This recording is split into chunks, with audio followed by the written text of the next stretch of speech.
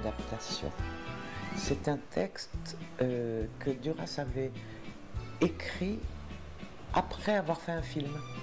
C'est ce que raconte d'ailleurs tout le texte. Elle a filmé L'Homme Atlantique. Elle a dit elle-même le texte dans le film. Et puis ensuite, elle a édité le livre L'Homme Atlantique. Alors, c'est pas un texte pour le théâtre. Moi, je trouve que si. C'est une sorte, je dirais même pas de monologue, je dirais plutôt de soliloque. C'est-à-dire que c'est quelqu'un qui parle seul, ça c'est vrai. Moi, je me suis inventé un partenaire qui est l'absent, qui est signifié par un énorme projecteur, un vieux projecteur de cinéma. C'est juste cette référence-là au film, parce que ça parle aussi de cinéma. Et donc, ça n'est pas une adaptation, et je trouve que c'est un texte puissamment théâtral. En tout cas, à l'interpréter, c'est évident.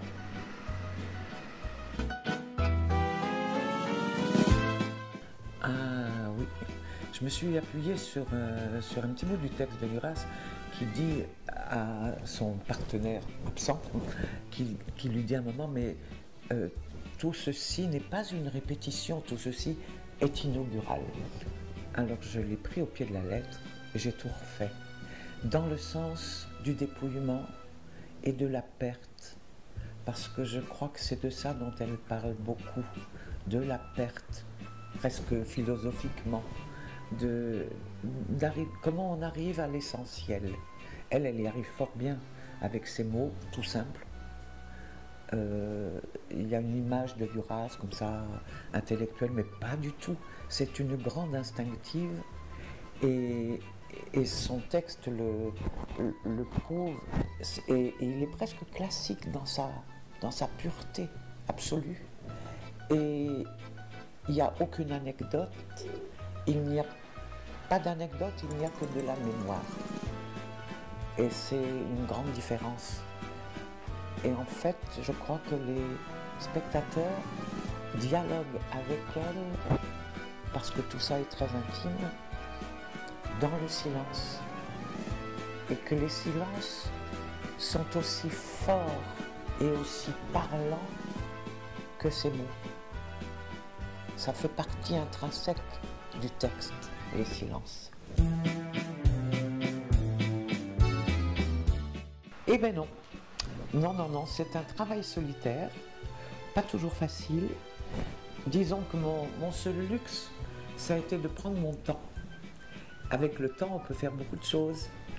Et donc j'ai travaillé là-dessus. Ça n'était pas facile, hein, je dois dire, d'être en même temps celle qui fait et celle qui regarde et qui analyse ce qui est fait.